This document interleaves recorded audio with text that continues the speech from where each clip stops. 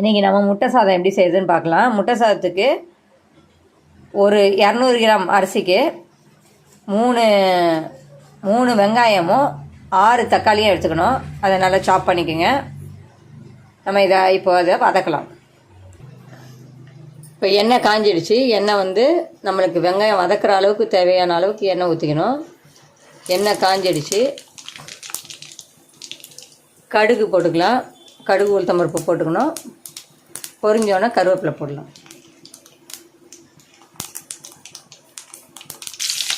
கருவேப்பிலை போட்டுக்குங்க. கருவேப்பிலை பொரிஞ்சிடுச்சு. இப்போ வெங்காயம் போட்டுக்கலாம்.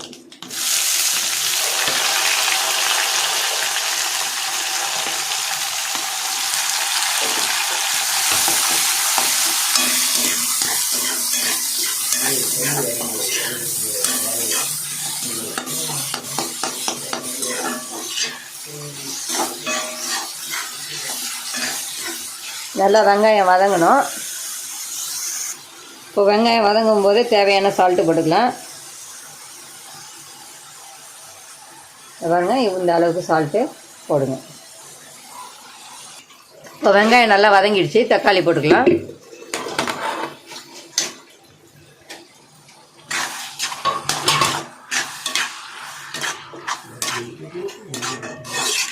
தக்காளி நல்லா வதங்கட்டும். தக்காளி நல்லா வதங்கி வரணும். தக்காளியை நல்லா வதக்கி விட்டு வதக்குங்க. நல்லா வதக்கி விடணும். கிளறி விடணும். நல்லா தக்காளி நல்லா வதங்கட்டும். தக்காளி தண்ணி விட்டு பாருங்கள். இந்த தண்ணியெல்லாம் சுண்டி நல்லா வதங்கி வரணும். இந்த தக்காளி தண்ணியோடு நம்ம போட்டுட்டோம்னா முட்டையை கவுச்சினா தடிக்கும். அதனால் தக்காளி நல்லா சுருங்க எண்ணெய் மேலே வர வரைக்கும் நல்லா வதக்கணும். இப்போ கொஞ்சம் தண்ணி சுருங்கி வந்திருக்கு. இப்போ நம்ம மஞ்சத்தூள் 1/2 டீஸ்பூனு, மிளகாத்தூள் ஒரு 1/2 டீஸ்பூன்,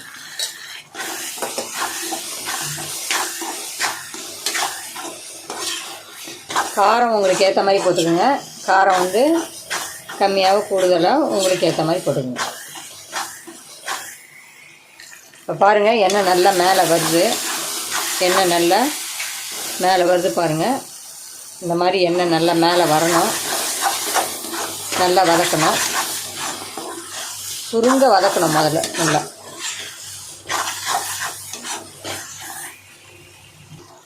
தக்காளி வெங்காயம்லாம் நல்லா சுருங்கி வந்துடுச்சு. இப்போ நம்ம மிளகுத்தூள் போட்டுக்கலாம்.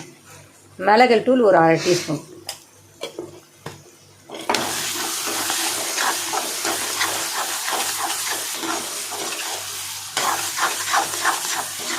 மிளகுத்தூள் நீங்கள் கொஞ்சம் ஜாஸ்தியாக கூட யூஸ் பண்ணிக்கலாம். பண்ணால் நல்லா தான் இருக்கும். நல்லா சுருங்கி வந்துடுச்சு பாருங்கள். இப்போ நம்ம முட்டையை போடலாம். முட்டையை அடித்து ஊற்றலாம். 4 முட்டை நான் போடுறேன்.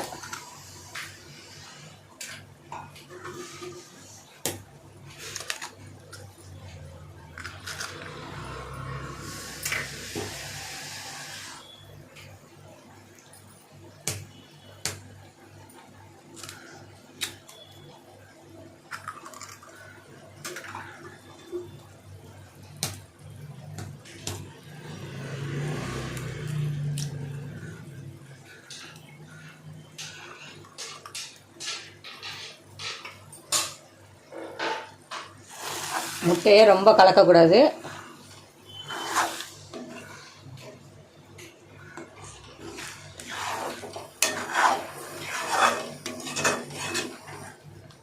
ஒரு 5 நிமிஷம் முட்டை நல்லா வதங்கணும்.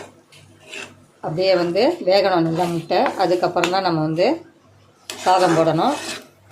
முதல்ல முட்டை நல்லா வேகட்டும். கொஞ்சம் கலந்து விடுங்க, இல்லைன்னா கீழே அடி பிடிச்சிரும்.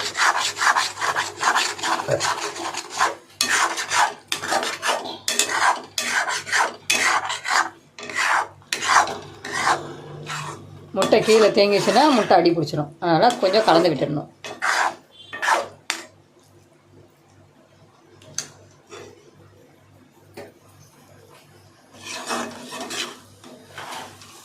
முட்டை ஊற்றும் போது கொஞ்சம் மீடியம் ஃப்ளேமில் வச்சுக்கோங்க.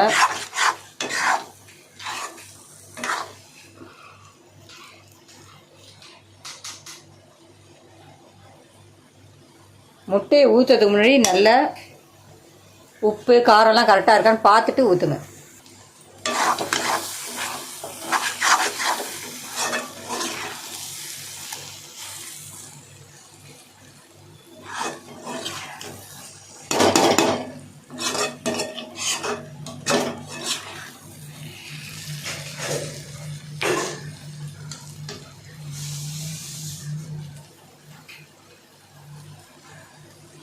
முட்டை நல்லா வெந்திருக்கு பாருங்கள். ஒட்டவே இல்லை பாருங்கள், கடாயில் ஒட்டவே இல்லை. இப்போ நம்ம சாப்பாடு போடலாம். பாருங்கள், நான் ஒரு 200 கிராம் அரிசி, 200 கிராமோட கம்மி தான், ஒரு 150 கிராம் தான் இருக்கும். அரிசி எடுத்து வச்சுருக்கேன், அதை நான் வந்து சேர்த்துக்கிறேன். சாதம் நல்லா வடிச்சிட்டு, கொஞ்சம் நெட்டாக வடிச்சிட்டு நல்லா ஆற வச்சுக்கணும். ஆறின சாதத்தில் தான் போடணும். அப்படியே சூடாக போட்டிங்கன்னா சாதம் உடஞ்சிரும். சாதம் நல்லா ஆறி இருக்கணும்.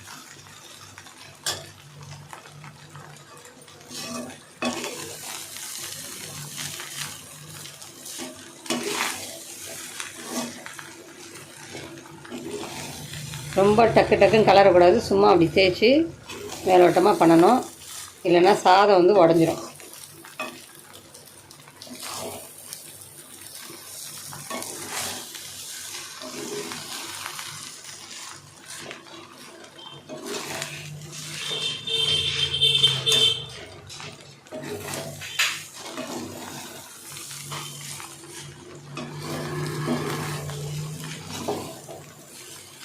பாருங்க, நான் எப்படி கலர்றேன்னு. ரொம்ப அடித்து கலரக்கூடாது, அப்படி பொறுமையாக மேலோட்டமாக எடுத்து விடணும். எனக்கு உப்பு கொஞ்சம் கம்மியாக இருக்குது, அதனால் கொஞ்சம் உப்பு சேர்த்துக்கிறேன். நான்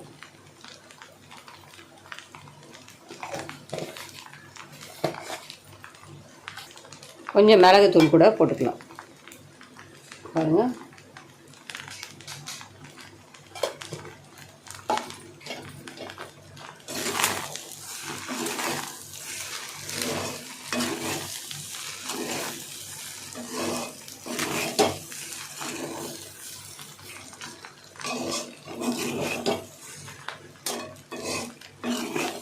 முட்டை வந்து நல்லா வதங்கி வர வரைக்கும் வச்சுட்டு அதுக்கப்புறம் சாதம் போடணும். இல்லைன்னா நம்ம பாதி வேக்காட்டில் சாதத்தை போட்டோன்னா முட்டை வந்து கவிச்சு நாற்றம் அடிக்கும், சாப்பாடு சாப்பிட நல்லா இருக்காது.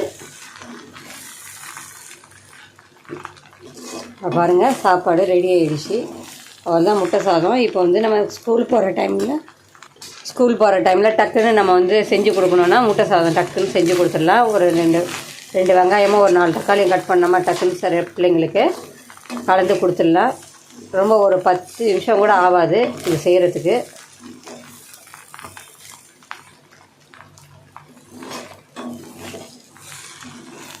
குழந்தைங்க ரொம்ப விரும்பி சாப்பிடுவாங்க.